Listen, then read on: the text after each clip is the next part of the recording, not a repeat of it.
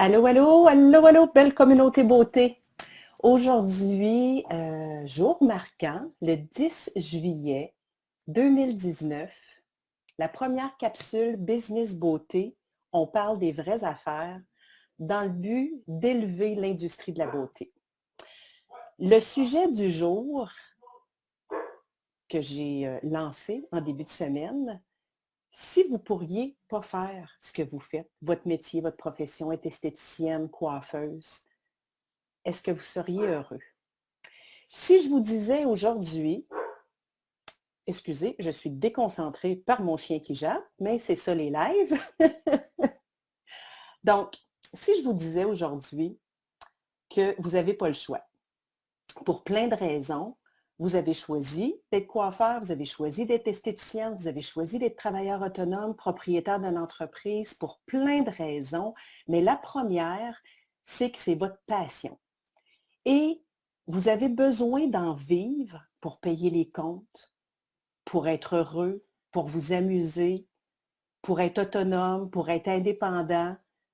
Mais le discours autour de cette question-là revient sans arrêt. À toutes les fois, je fais des ateliers, des conférences, etc. On, on met beaucoup, beaucoup de temps et d'interrogation, puis il y a énormément de souffrance dans l'industrie parce qu'on se dit, on aime ce qu'on fait, on est passionné, on est indispensable parce qu'en passant, saviez-vous que, à part peut-être deux industries que je ne peux pas nommer, l'industrie de la beauté, c'est l'industrie la plus lucrative sur la planète. On ne fait pas juste du bien, on fait rouler l'économie, mais il faut être capable d'en vivre. Fait qu'aujourd'hui, la question que je vous pose, mon fils qui m'amène mon téléphone, tout arrive en même temps. Aujourd'hui, la question que je vous pose, si vous étiez dans une situation où est-ce que vous n'avez pas le choix? Vous n'avez pas le choix d'avancer parce que sinon, tout va s'écrouler. Est-ce que vous prendriez les mêmes actions qu'aujourd'hui ou que vous prenez maintenant ou que vous avez pris dans le passé? Le but aujourd'hui, c'est de vous aider à créer un mindset de gagnant et de faire en sorte qu'il n'y en ait plus de limites. Parce que vous savez, vous avez toujours le choix et le choix vous revient. Vous avez le choix d'abandonner, vous avez le choix de dire non, vous avez le choix de dire oui, vous avez le choix d'avancer, vous avez le choix de procrastiner, mais tous ces beaux choix-là s'offrent à vous dans le but de vous élever et de vivre de votre passion. Alors, je veux vous mettre devant une mise en situation aujourd'hui. Et si je vous disais, par exemple, que vous n'avez pas le choix, la seule chose qui s'offre à vous, c'est ce que vous faites présentement d'être coiffeur ou être esthéticienne à votre compte. OK? Allô, Hélène? Alors, vous n'avez pas le choix, il ne s'offre pas rien d'autre, il n'y a pas d'autre opportunité. Puis la vie, là, les règlements de la société là, disent que quand tu fais ton choix, tu ne peux plus retourner en arrière, tu avances, puis c'est tout ce que tu fais comme travail, comme métier. Donc, c'est ce que vous faites. Vous êtes passionné, vous continuez d'avancer, mais les actions que vous prenez à tous les jours, les idées que vous avez, le mindset qui vous tire vers le bas parce que vous n'êtes pas satisfait, est-ce que vous allez modifier cette ligne de pensée-là pour aller de l'avant? Moi, je pense que oui. J'aimerais avoir vos commentaires, vos idées, votre perception, puis votre émotion en lien avec ce que je viens de vous dire, parce que c'est ce qui va changer votre vie, c'est ce qui va faire toute la différence, parce qu'un mindset de gagnant fait avancer et évoluer les choses. Mais quand on reste dans la souffrance et qu'on ne cherche pas à trouver des solutions pour s'en sortir, c'est là que l'effet domino négatif prend tout son sens. Et puis moi, ma mission de vie, c'est de vous aider à vous élever et à vous sortir de ce tourbillon souffrant puis négatif-là. Et là, je vais vous raconter mon histoire. Dans le but de vous partager, dans le fond, comment est-ce que j'ai pu réussir pendant toutes ces années-là à partir des années 90 jusqu'à dernièrement, il y a quelques années, quand j'ai choisi de vendre mon entreprise pour faire ce que je fais aujourd'hui. Et j'étais coiffeuse, j'avais un centre de beauté complet avec des employés et j'ai réussi à faire vivre ma famille pendant toutes ces années-là. Mon conjoint, mes enfants, les vacances, la qualité de vie, la maison, etc. Donc, c'est faisable. Si je l'ai fait, tout le monde peut le faire.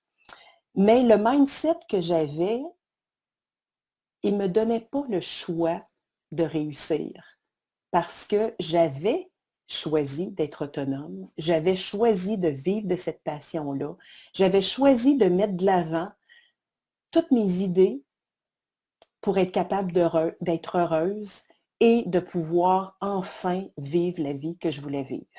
Donc, quand j'ai ouvert mon entreprise, je n'étais pas différente de personne. J'étais jeune, je n'avais pas d'argent, je n'avais pas de clients, j'étais pignon sur rue, j'avais des frais fixes, j'avais un logement à l'époque, je n'avais pas ma maison encore.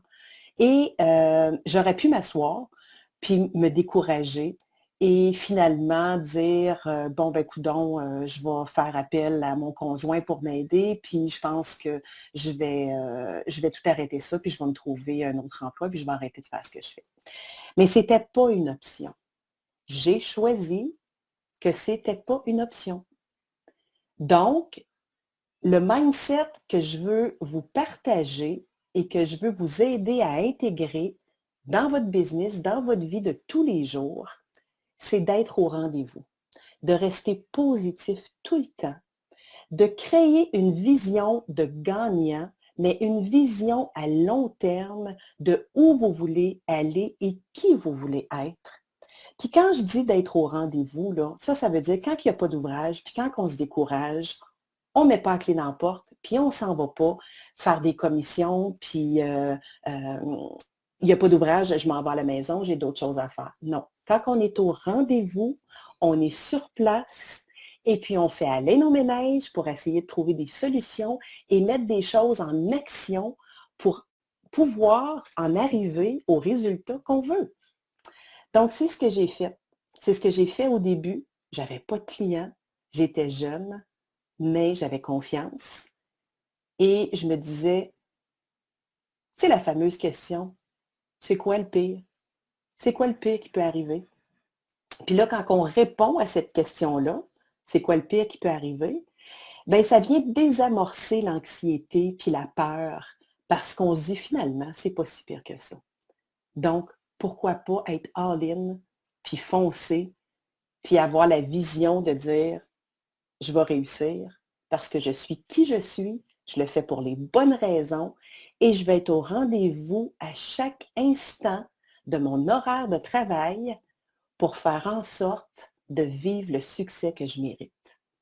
Donc, c'est ce que je veux vous offrir comme mindset aujourd'hui, de vous le répéter à tous les jours, d'être constant dans vos actions et de persévérer. Puis c'est drôle, je dis persévérer, puis ça m'amène à penser à une discussion que j'ai eue il n'y a pas tellement longtemps avec des collaborateurs là, dans l'industrie.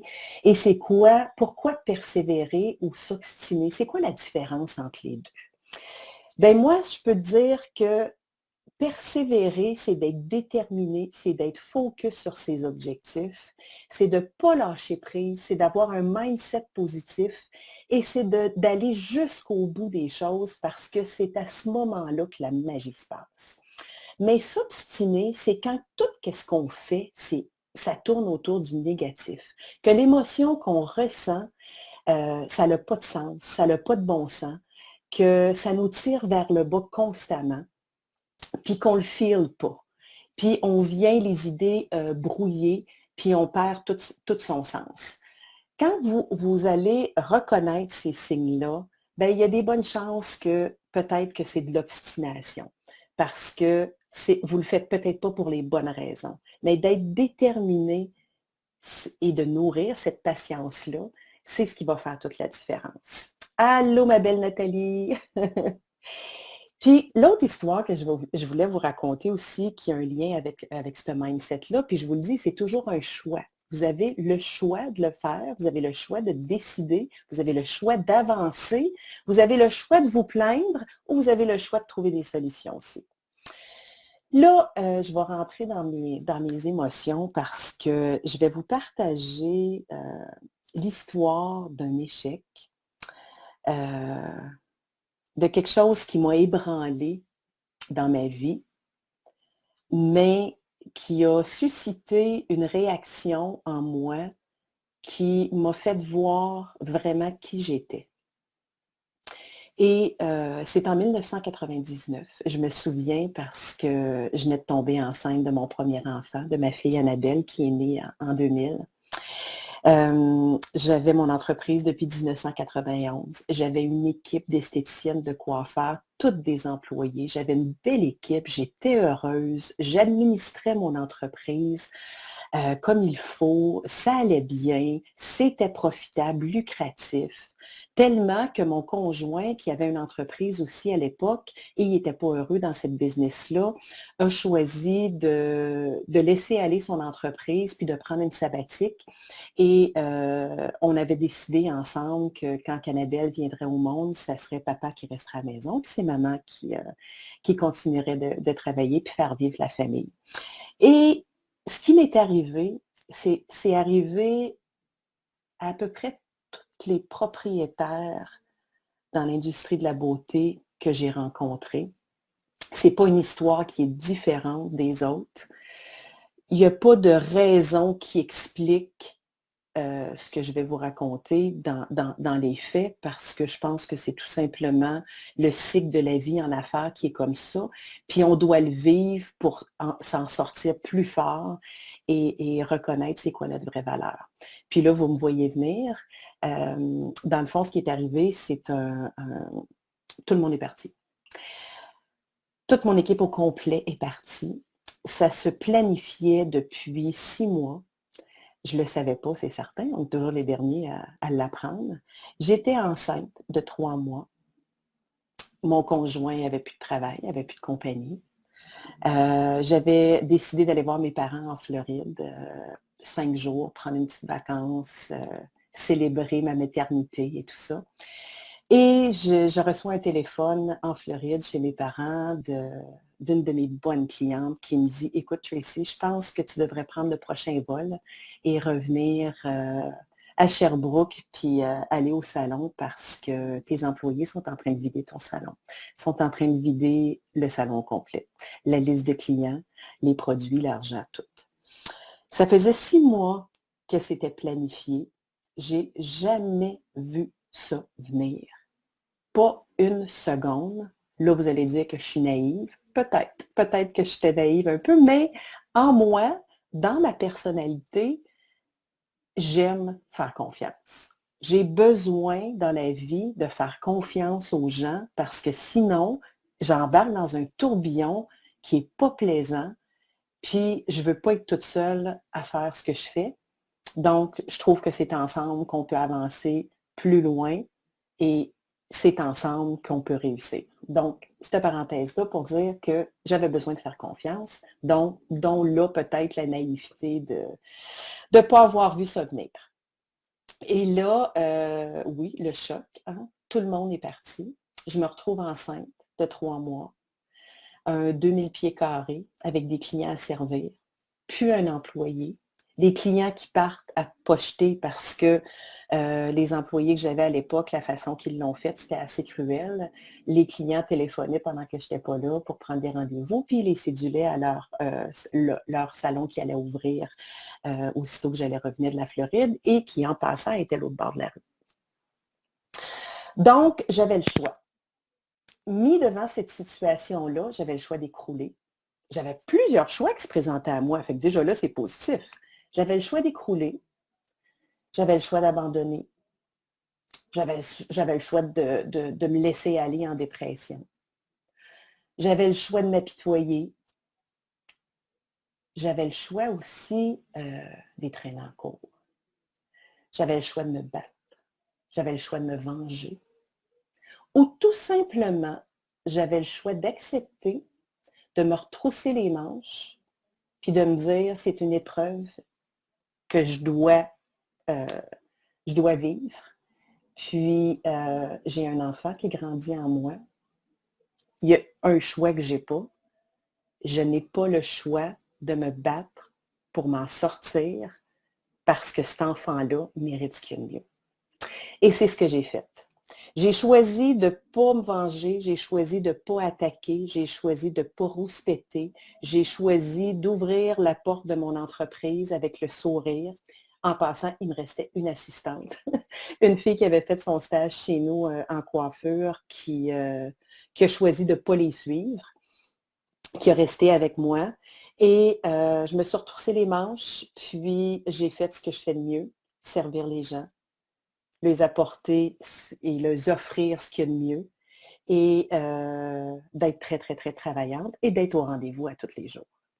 Donc, ma belle Chantal, qui s'appelait à ce moment-là, qui était mon assistante, est devenue mon bras droit pendant une grande année. À l'intérieur de 3 mois, j'ai réussi à prendre le dessus. J'ai réussi à engager du nouveau personnel. J'ai réussi à reprendre le chiffre d'affaires, etc. De là, vous allez entendre parler aussi dans les semaines à venir, là, un programme de formation que je vais mettre en ligne là, cet automne et qui s'appelle Augmenter vos revenus en 90 jours parce que c'est toutes des choses que j'ai pu faire.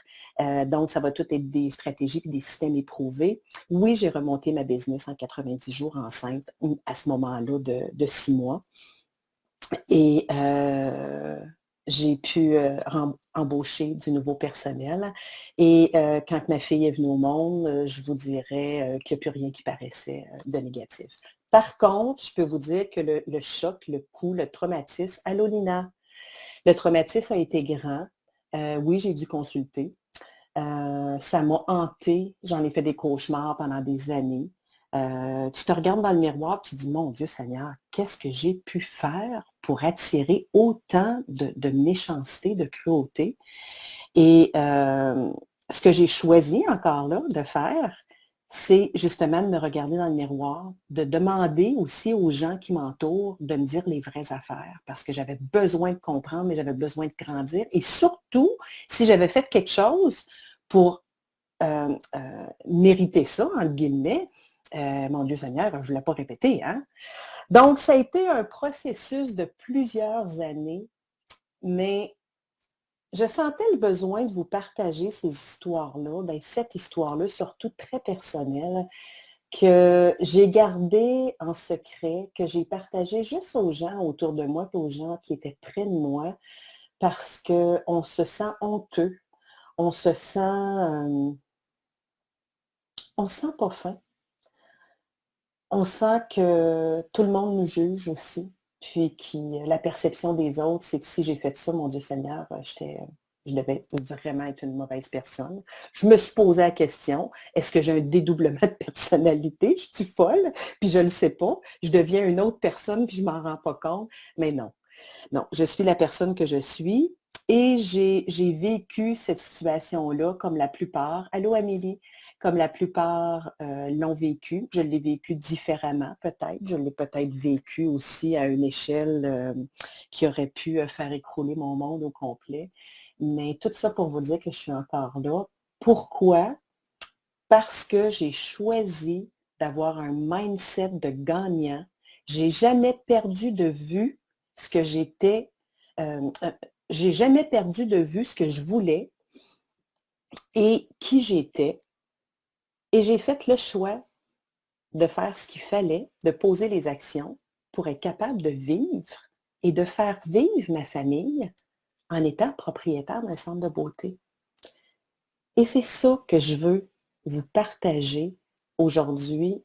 Et je souhaite de tout mon cœur que mon histoire et les mots vous résonnent positivement et que vous puissiez ressentir à l'intérieur que vous êtes toutes des gagnants, des gagnantes, que vous méritez toutes de vivre la vie et le succès que vous avez choisi.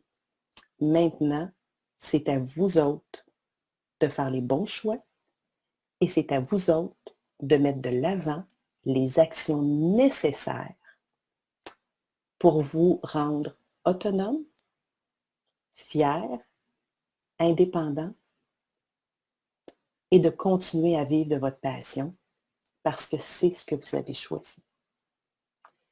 Je vous souhaite une magnifique journée. Je vous embrasse très fort et on se revoit mercredi prochain. J'espère que ça va être un rendez-vous parce que je ne vous lâche pas. Puis à tous les mercredis, on va parler des vraies affaires parce que moi, j'ai comme mission que d'ici maximum 1 an, on est ailleurs. Mais on est ailleurs dans le positif. On a passé à un autre niveau dans l'industrie. Puis enfin, on avance. Je vous embrasse. Mouah! Ciao. Bye.